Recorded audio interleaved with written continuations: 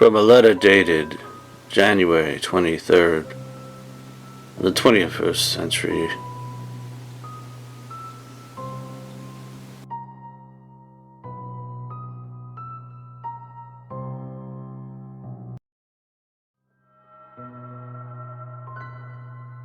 She was walking home alone. She had just left her mother's friend's house after babysitting. She rode a bus back home.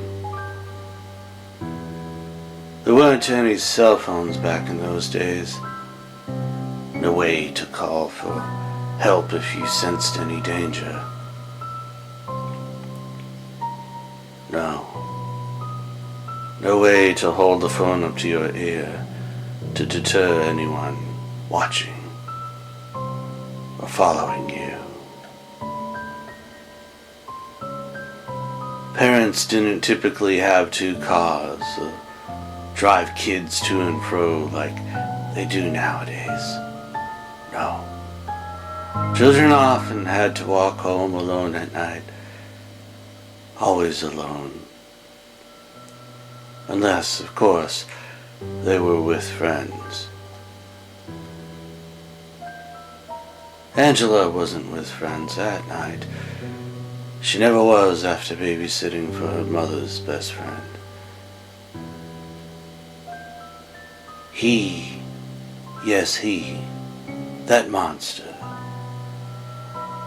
he had been watching her for some time, many months in fact. The monster he was, that monster he became. Yes, he knew Angela's routine. You see, after a few months he had her figured out. She always came home a half hour after the 10:30 train. Once a month, of course, after babysitting. Yes, the third weekend every month. The same time, the same way he watched. He waited. He observed. And you see, that next train was always hours later in the night, late enough to not notice the evil that he would do. Yes, he had been watching her for months and months. He used to watch her bedroom window from his. From across the street from where she lived, he did too. Yes, he used to watch from his bedroom. He could see her when she brushed her hair. Through her bedroom window. He always waited for the final act of the evening. He always saw her fingers pull down the curtains at bedtime, a little tug through the circle, a little shadow cut in half in the moonlight, while she stood there in her pink pajamas. Yes. Every night he watched her kneel beside her bed to pray. He said there was never a night that she forgot to give thanks to the Lord for the life that he would take away. That was the confession he gave. And so, he knew her routine. Every Saturday night, on that third weekend of the month after babysitting, she caught the same bus back home, always at the same time, always at the same bus stop, just off in the dark distance, away from the factory, the railroad tracks, across the street from her house.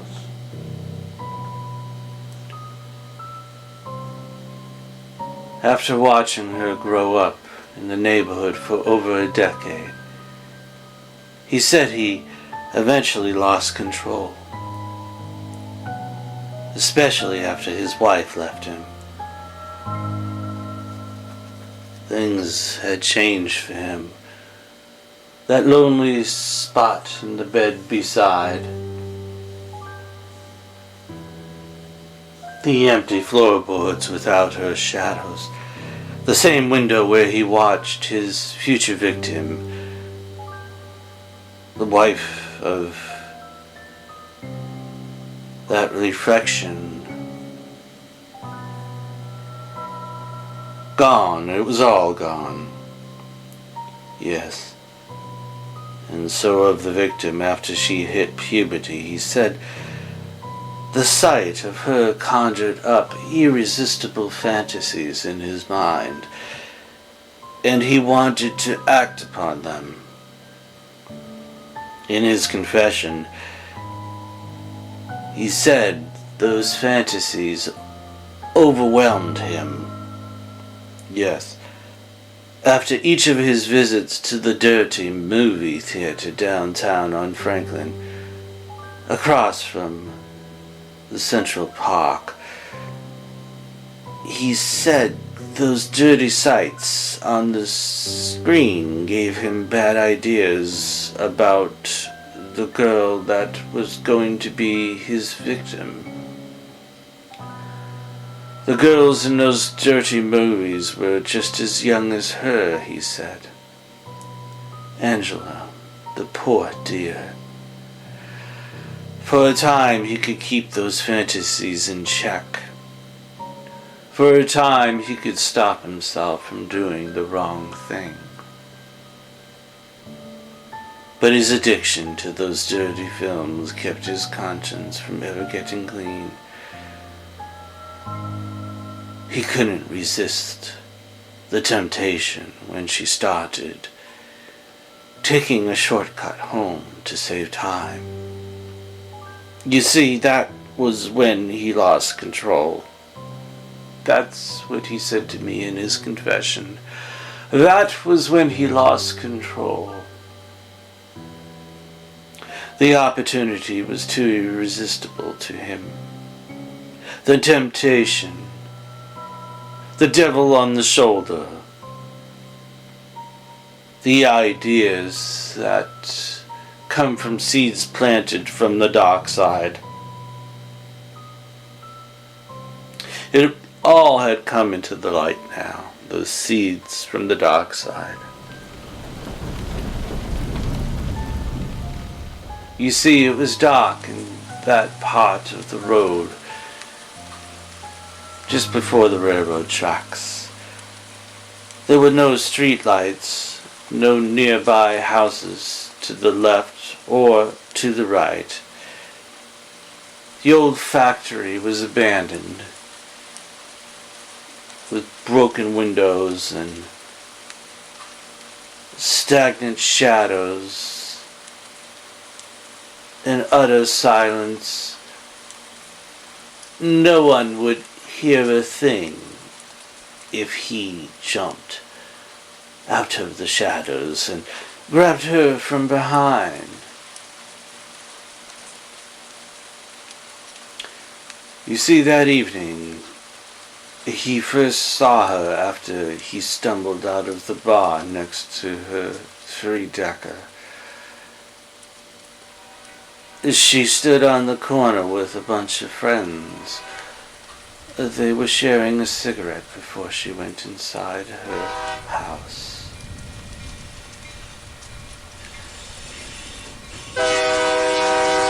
For many weeks he had started to get to know her mother. He had to get closer. So he figured out her routine too. He'd often offer to help her mother carry the groceries from her car up to the stairs after he left the bar during happy hour. The drinks gave him courage, he said. Plenty of courage. In fact, he said he spent all of the night at the bar next to her apartment before the terrible tragedy took place. He said the happy hour wine gave him the gall to do it, that the wine of fornication helped him. He left as the sound of the 10:30 train approached, well past happy hour. He listened. Yes, the sound of her footsteps, different than before. The train whistle in the distance fading away. That sound of heavy rain.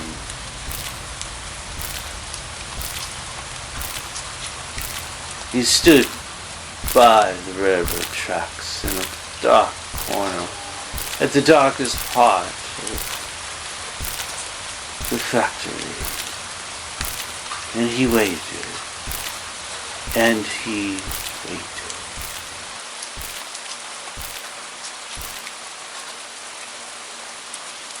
Oh, God, the poor dear.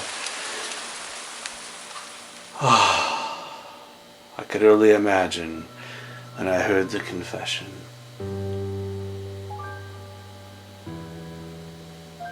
Poor dear. She was looking forward to finishing high school and attending college and marrying her boyfriend someday and having children of her own. And she loved her mother so dearly, and her mother loved her. Yes, such are the things our worst enemy seeks to take from us. Such things of love and compassion and hopes and dreams. Such are the things our worst enemy seeks to take from us. Such are the things made of heaven, the best things in life, those things that are free, like I said, love and compassion, hopes and dreams. It is sad, really, very tragic, this confession. He watched and waited along the dark corner near the railroad tracks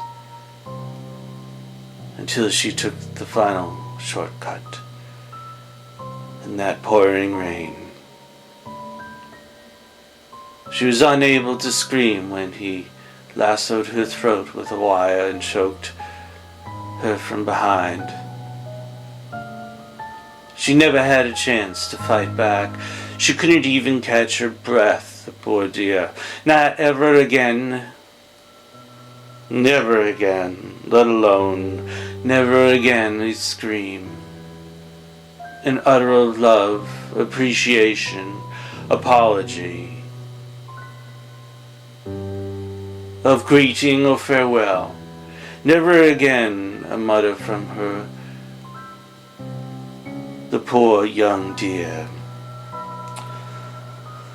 Unable to live out the rest of her life, her hopes, her dreams. Never again able to see her mother again, or her friends. Never a glimpse of the future into the present, or into the past. No future for her, ever again, none, not from the corners of this world. And so, the confessor got away with murder.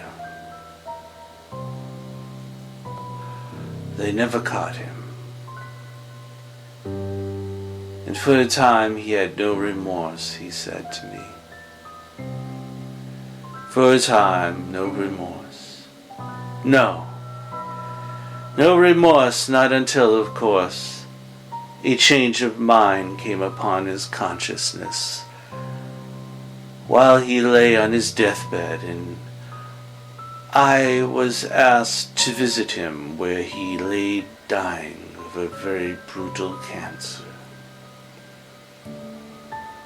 The confessor said she had reminded him of his wife back when she was young, before she had left him for another man. Another man because she said he was too cruel to love a woman. He was too cruel. It was all too tragic, I must say. All too hard to forget this confession. The poor dear. I still see the pictures, the photographs, the unsolved case of his confession. She was so innocent. The poor dear. The tale of that girl's death still haunts me. Yes, it still haunts me to this day. The poor dear. Oh, God. The poor dear. The poor dear. Oh, God. The poor dear. The poor dear.